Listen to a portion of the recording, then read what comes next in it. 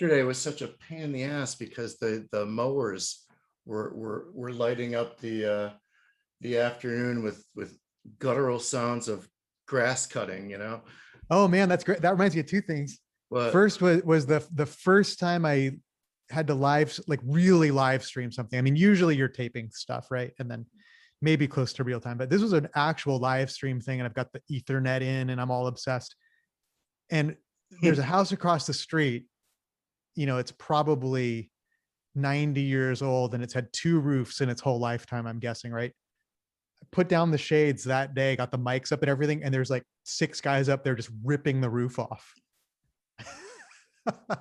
I mean, you seem like an audiophile because of all of the just it's very synth based, your music, and it's just there's everything has to do with sounds. I wouldn't put it past you to take a mic and put it out the window and catch some of the atmospheric sounds from the guys. I would. I didn't have the clarity of thought. I mean, that would have been true to form, but I was just like a normal person who was just sort of pissed off about it. Right. But yeah, if I were a pure of heart audio guy, I would have gotten my mics out. Next time, that's you'll credit me with inspiring your next record. But I'll tell you, I wasn't familiar with your band but I mean, anything that Conqueror sends me, I'm usually, I'm either a fan of whatever artist, but I was like, well, they know what they're doing. And yeah. And when I was listening to what's the song, American, there's something there, I don't know, I'll figure it out. One of the songs that was sent to me, I said at 18 or 19 I wouldn't have gotten this, but now it's so musical and it's all the stuff that I think it's sort of like people who start to like Kiss later on in their lives, but because it's great, it's something. But I think that I could handle it intellectually now, like the same way I can handle jazz or classical music. Right. That's cool. Yeah. Well, yeah, American Canyon probably. Is that the one? That's it. Yeah. No, American. Yeah, and it's. Yeah, I think the same thing for us. Actually, we wouldn't have written a song like that before. It's a very. I mean, are you a music? I can tell you're like several kinds of geek, which I love. Oh, God bless you. And I'm not even wearing my glasses. I didn't say you looked like one. Right. You look cool, but I know under the cool surface, I like that. I'm the like worst. me, I get the feeling that you're looking for your next big obsession and keeping your last 17 obsessions burning at the same time. That's true, especially musically, because I've had to the older I get, the harder it is to wrangle and enlist musicians to play shows. So I'll play alone. But that also forces me to either be a much better guitar player solo or play more songs suited for acoustic kind of balladry, unless I'm playing like a Ramones song or something. But right. But I do now that I'm writing, that's why music like yours resonates with me, because I'm seeing what a side of my brain was completely unaware of. Aware of it the same way I was aware of like OMD or The Cure or something like that, because you and I are about the same age, I think. Yeah, like, yeah. You grew up you went to college in the 90s, right? Yes. So it like I said, the stuff that people were listening. I mean, I was a last minute hip hop fanatic. But anyway, but I appreciate the compliment. Tell me about you though, because you're a Californian native and everything, right? Yeah. No, I'm still here, man. Yeah, I'm just kind of holding it down here in Northern California, born and bred. And you're friends with the guys that you play with. So, and that says a lot about you, because you're probably not the head case band leader. Maybe you're just like, let's try that. You probably kill them with your enthusiasm. Yeah, to a degree. Yeah. I mean, you'd have to ask them, but yeah, we're sort of stuck with each other, but I mean, I guess we're not, but we choose to be. So that does say something. But yeah, I've known Mike since I was 0. I've known Ehren since I was about 13. And then I met Shyam in college. So the songwriting team, me and Shyam, and in some ways the core of the band, the band sort of moves at the pace of me and Shyam, uh, which means sometimes it doesn't move. Sometimes the Right. pace of Matt and Shyam is dead stop. But yeah, the guy I've known the shortest is like 30 years or something. So it's kind of Unbelievable. crazy. It's yeah. I have a little daughter. Well, she's 10, but she says, Oh wow. how long have you known this person? And I'll say, since I was 0, our moms were friends, like, I guess I would say in utero, Right. Yeah, it's, exactly. That's but me and Mike for sure. now, are you a Bay Area guy originally? Where did you grow up? Yeah, I grew up in a town called El Cerrito, which is like, I don't know, 15 miles from San Francisco, so Sure. sort of north of Berkeley. And then now I'm actually in a Berkeley zip code and about 2 blocks from Berkeley as I speak to you right now. So very, very Berkeley centric life for me. But so, and that's amazing because I'm sure I had my college roommate grew up in Palo Alto, and he would go to Berkeley in the summers to go to the record stores where he would find like just the greatest obscure, Yeah, man. maybe Clash bootlegs or stuff Yeah. like that. You probably were in the same stores, just in a Oh different yeah, no, I aisle. mean I know exactly what I mean. It's Rasputin's and Amoeba are the big daddies. There was Tower and Leopold's were kind of the next line, and then there were a bunch of other ones like Vinyl Resting Place and Maud Lang over on University, which is like an amazing. They actually still exist. They moved to El Cerrito actually from Berkeley, Oh, cool. but amazing import. It's the kind of place where your cool friends were buying their 45th 12-inch single by Bauhaus or something, right? It's that type of thing. So you were into that stuff.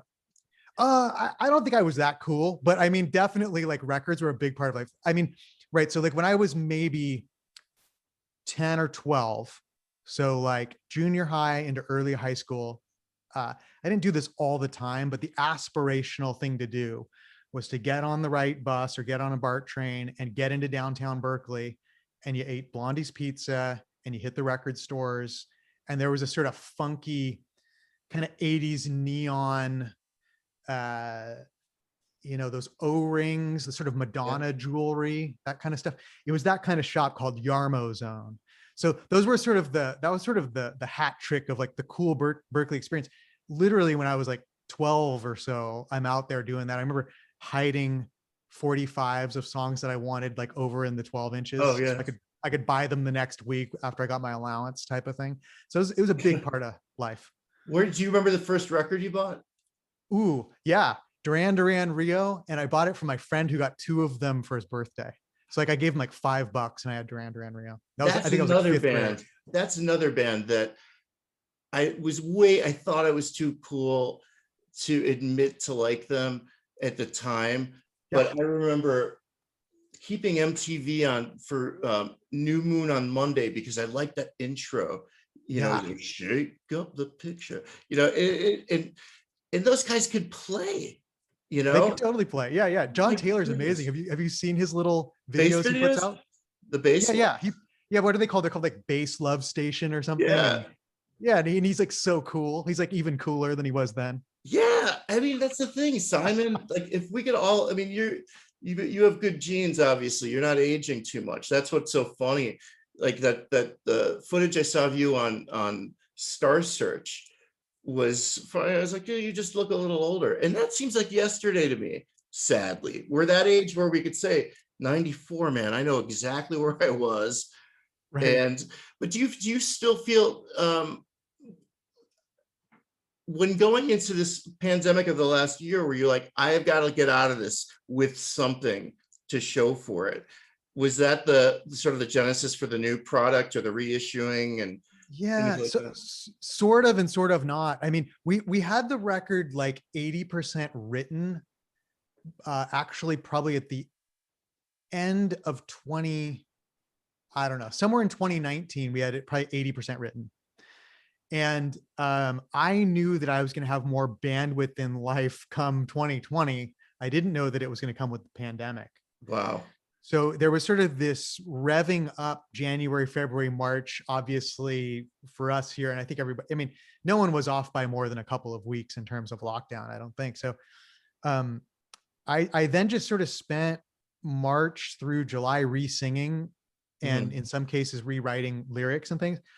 And then I wrote one more song. The last song on the record, I wrote in maybe October 2020. So that was really the only like writing creative, but we were still doing production, and we kind of identified our mix engineer who was pretty instrumental in getting the final sound together. So yeah, it was sort of COVID project and sort of wasn't. So I can't say that it's written in any way about COVID. But you knew that you had to release something during the year at some point. Yeah, but I mean, but look, you know, we hadn't put out a record in. I mean, we might as well be a completely different band, even though we're exactly the same people, right? It's a weird thing. The last record we put out was like '99. Is So that right? yeah, we just completely laid off. I mean, like you're saying, right? You look at '94 and you could just miss a decade at any point at this, you know, from here forward, we could just miss a decade if we blink, right?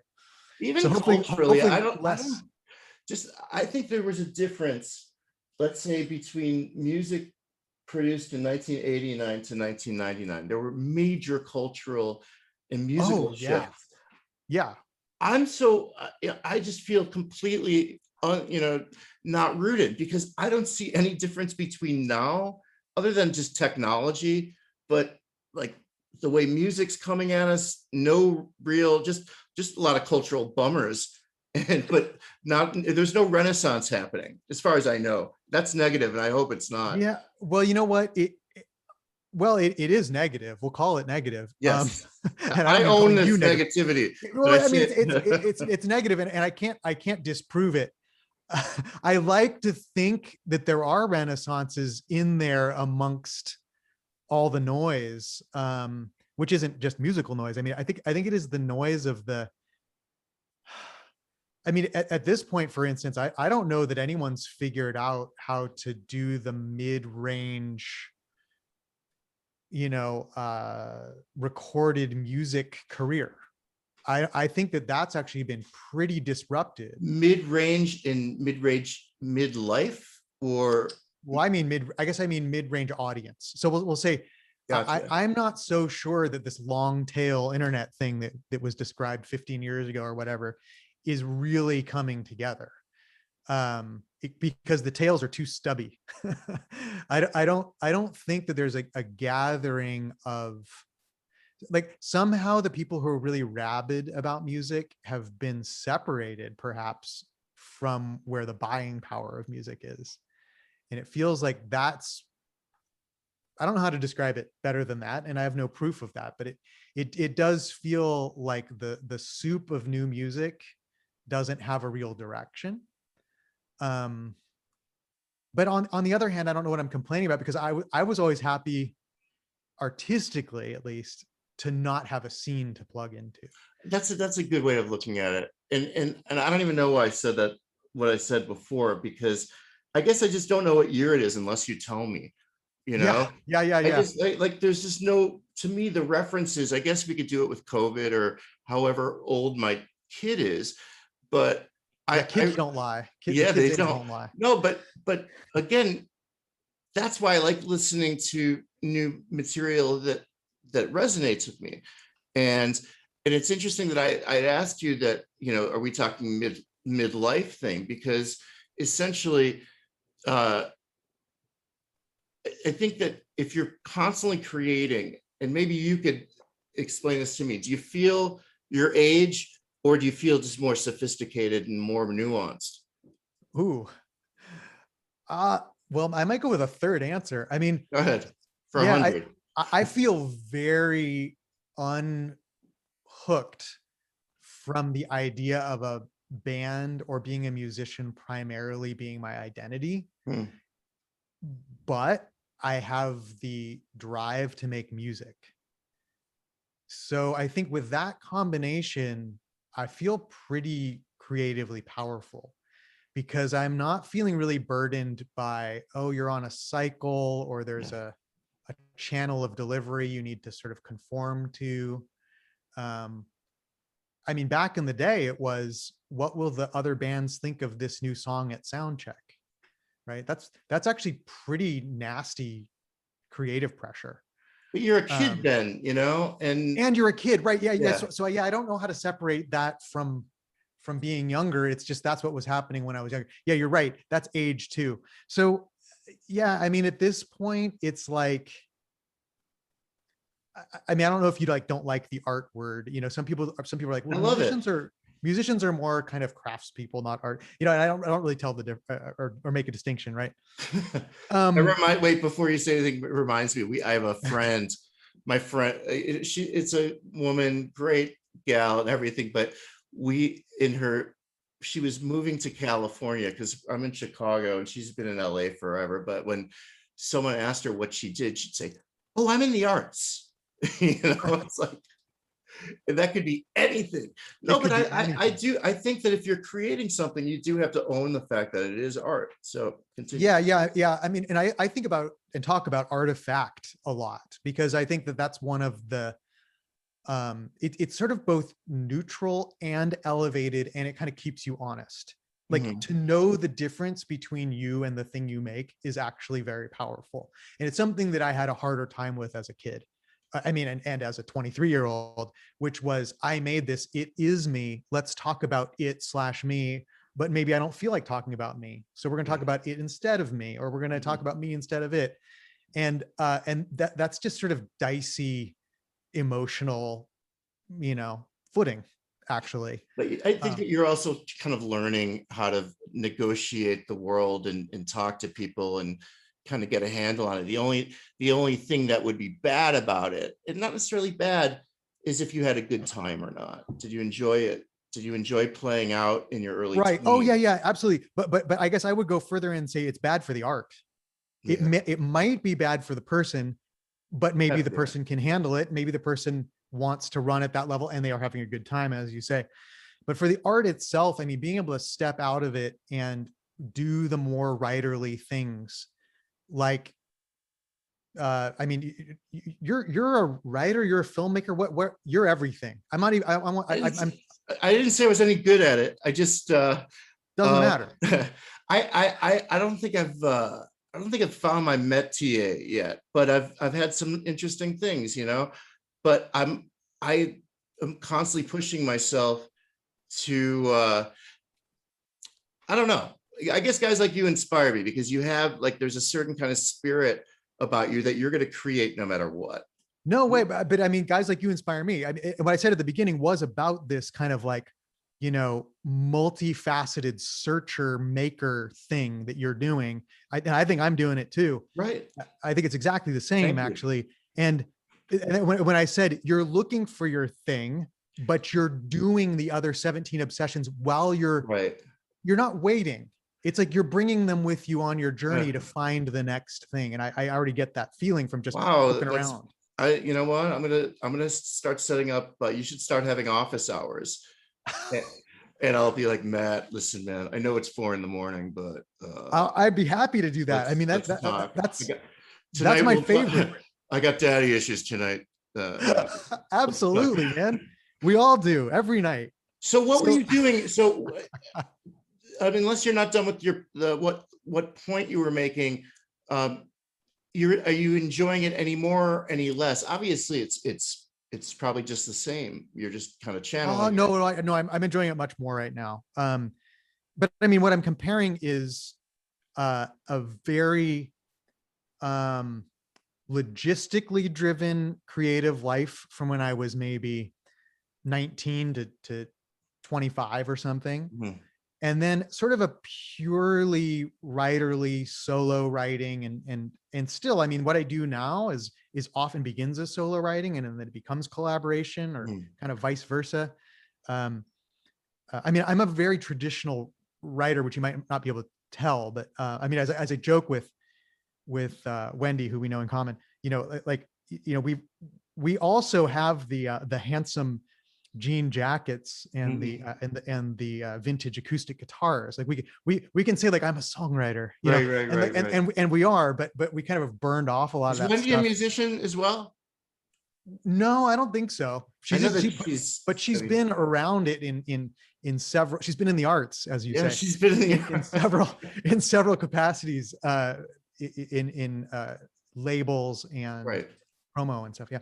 Anyway, but yeah, I am having more fun, I think, because this artifact thing I was talking about, which is like, I know when I'm working on it, and I know when it's time for it to do something different, I have to change. Right. I'm not just painfully editing myself the minimum amount. I'm like very happily editing it the maximum amount. So I feel like I'm in a new kind of high capacity. I feel like sort of like this sort of 4-wheel drive creative thing going on right now that was part of not only like the record's inception, but then like the concept and the furthering of the aesthetic and the throwing away of material and words and sounds until it became something more and more specific. That was great. That's my dream, is to do stuff like that. And then I'd love to do it in other mediums, actually, or in mixed mediums, which I think would be awesome. But this is the world I know. Like, this is a good vehicle for me. I know how to write a tune. I know how to record. I know how to make a record. And then I'm pretty good at getting other people involved who want to do different things to it. Yeah. And then wanting to see how their effects land. I mean, including like destructive things or kind of elimination. Sure. Not just like I put all the marbles in and you can put in a couple. It's like you could take one of my marbles out and like smash it. And then I might sing on it again at the end, but like you can hurt it and it won't hurt me. That's Editing is such a fun thing to do in any kind of situation. I mean, look, I think that there's all the good things you want to say about technology are true, and all the bad things. The good things are, a democratized, audio or visual landscape. Get your shit out there no matter what. And the real artists, well, I wouldn't say the real artists, because professional ones are more dollar driven because they know what they're worth. But if you know, if you don't know your worth, you could use the internet to get your stuff out there. And you could also record at home and prune, a busy a couplet that you don't really like, but you liked it at the time, or a melody or a hook. But what I was going to ask you, did you ever play at the Fillmore, like the second time it opened? Did you ever play in San Francisco? No, we did play in the city a little bit. We played smaller places than that, but we played like Paradise Lounge, Bottom of the Hill. Yeah, so we were kind of in the second tier down from that. We never played Warfield or Fillmore. Yeah, I mean, Fillmore is like an amazing historic thing. Great place to hear music too. Was the music scene in Berkeley when you were in college? Were bands friends with each other? Did you know other groups? Did people get around, no matter what kind of sound they were making? Yeah, I mean, the closest thing I think we were a little bit off the norm. I mean, I feel like the homegrown stuff at the time that didn't really break out was sort of this almost related to like Red Hot Chili Peppers, but with like more like actual authentic funk maybe. And so I don't know if you ever heard of bands like Psychofunkopus. I don't think they were from the Bay Area, but it would be. Well, Spearhead was from around there. Oh yeah, Michael Franti was here. Yeah. So yeah. I don't know exactly what we would call the scenes though, but there was sort of this like funk into funk metal, and then maybe Faith No More would almost be like related to that. And they were from here. Yeah. That was, I remember, speaking of 94, I was living in Austin, Texas for because I'd gotten out of college, but I saw a group from Berkeley called the Loved Ones. Oh yeah. Yeah. Bart Davenport, I think. Yeah. Wonderful. And I was thinking, like, it actually was, I kind of felt like one of those British or American white kids, which I am, just like seeing a band like the Rolling Stones and then getting into blues and stuff. Like that guy was really like, he was like curating a whole look that it was like retro, but it was really, really cool. But I think they put one record out and that was about it. Yeah, they were really cool though. And I think the guitarist then went to Cake. Oh, he did? They're also good. Pretty sure. Yeah, oh, no kidding. I'll have to. I think that's Zan McCurdy. He's really good. Yeah, wow. So it was a cool thing. And when you're writing, because I noticed a certain traditional sense of stanzas and chorus and all this kind of stuff. And it's Yeah. you kind of tell a story. I mean, I like lyrics like that aren't, your cliche filler to like match the, whatever cadence of the vocals and stuff like that, or the Right. hook.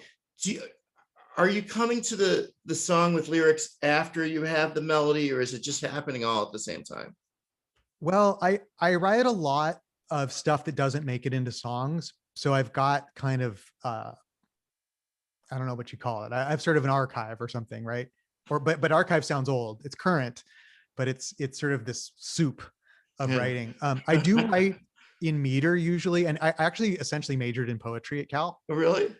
Yeah, and I actually studied with a really wonderful poet named Tom Gunn. He's actually in the Norton Anthology of English. Really? He was a big deal. He's passed on since, but a really, really cool guy. He was considered sort of this rock and roll street poet type guy, lived in the Castro in San Francisco. And Was he gay? Was he a gay yeah, poet? he was. Wow. Yeah. So especially if he was writing anything from 1970 on, I mean, what was his name again? I'll check it out. His name's Tom Gunn. It's THOMGUNN. But he had this philosophy that was expressed in what he was writing, but also he would talk about it, and other poets, his peers, would talk about it, which was this tension between discipline and form and energy and wildness. And his choice was to write about the wild and the edgy, but in extremely tight meter, very nice rhyming scheme and real form. So it feels like you're reading Keats or Yeats, but the topic is more of a modern kind of still life or scene based, film like kind of way of writing. So I continue to be very inspired, especially by that form with kind of chaos within it. Yeah. And actually, American Canyon, that song is about. I mean, it has two main image sets, which I often think of as like decks of cards that I'm working with. Mm. And one is architecture and one is war, and they're both layered in. And so that's interesting. That's interesting because it's usually the first casualty is the architecture. Right. Well, yeah, no, and the architecture actually bears the damage. Yeah. More permanently than people, because people decay, people go away, people are buried. And no, there's, and I've got a whole thing about that too we could get into, but I think so you have the arches fall around me, still I am lifted up. Yeah. And that's the chorus of American Canyon, which is kind of the core of the whole record. It's kind of around a battle, and it's supposed to be a literal battle, and it's supposed to be a figurative battle. And anyway, so it's written very much in meter. If you play it out, you'll probably go, okay. Well, I saw the lyrics because I think that they were on the press release, or there was, okay. There was, I know that I did look up one thing, and I just don't want to X out because I copied and pasted it. I really liked it. I'll have to email you what lyric I really dug. Oh, nice. So continue for a second, or before that, what was, because it's a really interesting way to kind of put it, that it's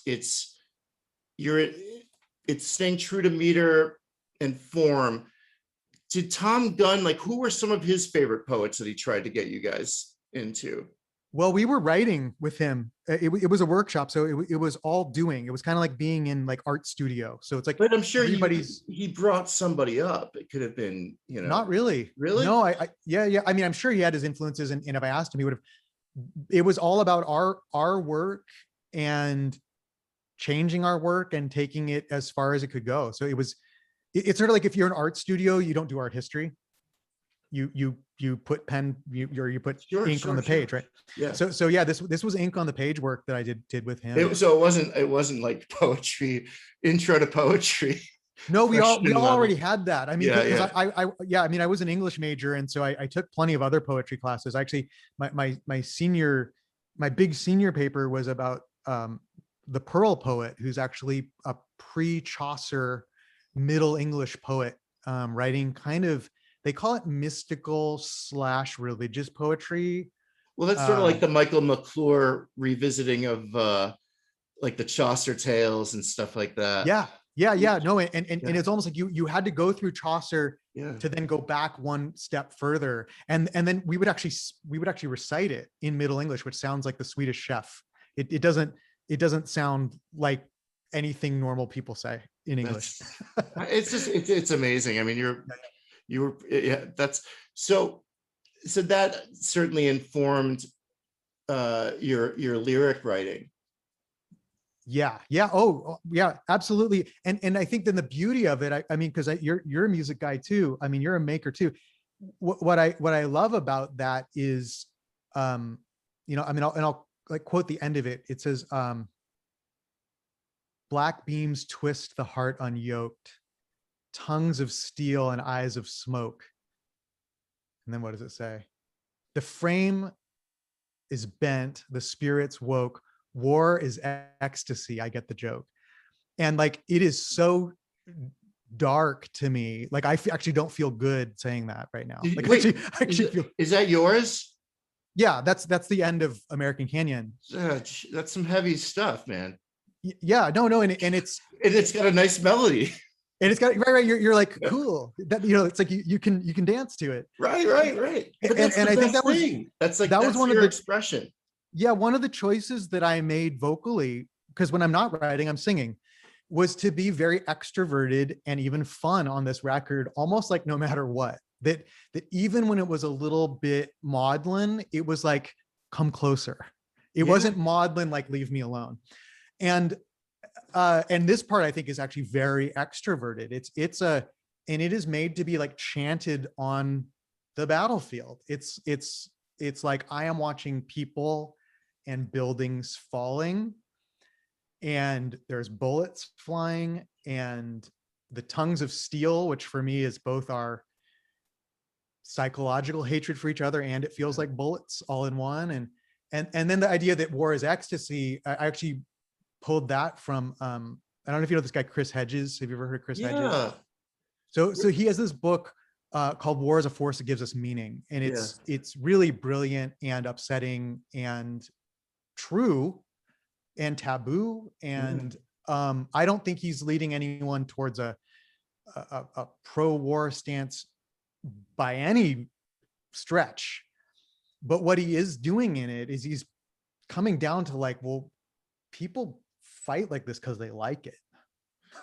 And I didn't think I'd be seeing what we've seen in the last 20, by the time I was out of high school or college, just the world seemed, like a better place, save, places like Darfur or Somalia, where there was still tribal fighting, but never in the scale. But then again, I mean, did you see Jojo Rabbit, the film? No, everyone tells, in fact, Shyam from the Jenny thing has only told me to watch that like 20 times. Resisted seeing it until about a week ago. I don't know why, because the one film that I did make is about the Holocaust and World War II, but it is kind of an interesting positive spin, and you'll watch it. But when I did watch the Jojo Rabbit, this conversation, the lyrics that you're throwing at me is completely evoking like the last scenes of that film, with the music and the visuals. And if you're not doing anything tonight, watch it. It's really, really good. I'll get into it for sure. I'll finally take someone's advice and watch it. And believe me, it's worth it. But suspend your belief in that. Obviously you weren't hearing songs by Donovan or 60s or the Kinks during the Third Reich. So it's got like a Wes Anderson feel to it. And it's really, really good. But it's funny, whenever I meet or come in contact with a Berkeley musician or someone from the Bay Area who seemingly stayed away from Grateful Dead shows unless they were just going to buy weed, it's because there's just a lot of other music that comes from San Francisco, Absolutely. Mark Eitzel, one of the great, oh man, lyricists. Yeah. No, he's wonderful. So Yeah. if I want to know more about your bands, where could people go, and what Yeah, are your, I mean, the website's a great place, thejennything.com, and that'll take you to all the rest of it if you want to check out, find us on YouTube and Facebook and all that stuff. And then of course we're streamed on all the services. All 4 of our albums will be. This album, American Canyon, comes out this month, during June. So we should we should talk at least once a month. I'm in a better mood now after talking to you. oh, you're kidding? No, that's Yeah, no, fun. I am, but because you're making me think about stuff, but not in a way. You're saying, hey man, just throw me some shit. Throw me something I could think about. And I mean, no, it's nice. You're a good conversationalist and generous in that regard. But I'm a new fan.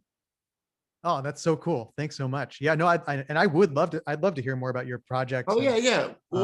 yeah. We'll talk off campus, but I'm thrilled to have had the opportunity and grateful that Wendy put us in touch. Awesome. So and that's it. Hang on one second, all right?